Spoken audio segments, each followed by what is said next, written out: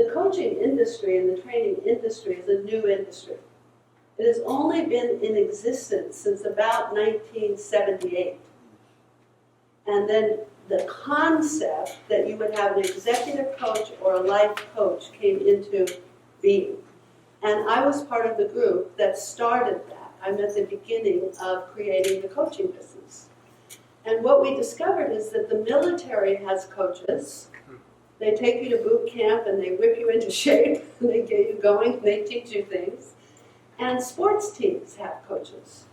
And that to be champions, we also discovered, we noticed, that all champions have coaches. All championship teams have coaches. So the discussion became, in a group of about 15 or 20 people, well, why don't people have coaches? And why don't executives have coaches? If you really wanted to create a championship organization, and you really wanted to have a life that had peak performance and championship results for your family and how to teach your children, why wouldn't you have a life coach? And so we started looking at what was it that was the same about championship teams. So this thing about coaching and seminars is huge for me because I was there when there was no seminars and there was no personal development industry and there was no such thing as a transformational leader. I remember sitting in rooms where people would say, what does transformation mean?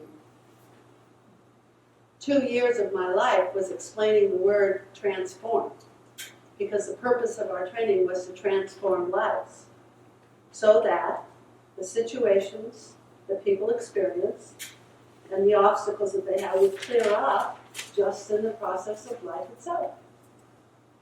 In other words, if we transformed the way we thought, things would clear up on their own.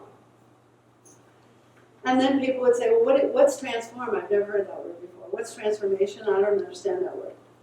Now, I used to think that transformation was when a caterpillar turns into a butterfly.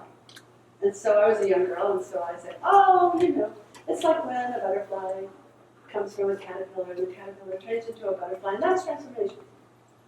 And then until very recently, I didn't understand the profundity of transformation and the profundity of how a caterpillar turns into a butterfly.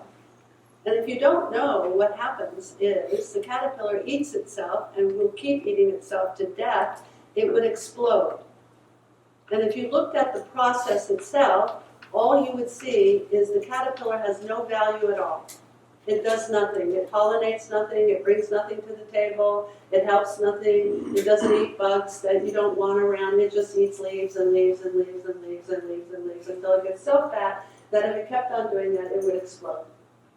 And then something is activated at that point where it goes into metamorphosis and it creates a cocoon. And in the cocoon, it doesn't change.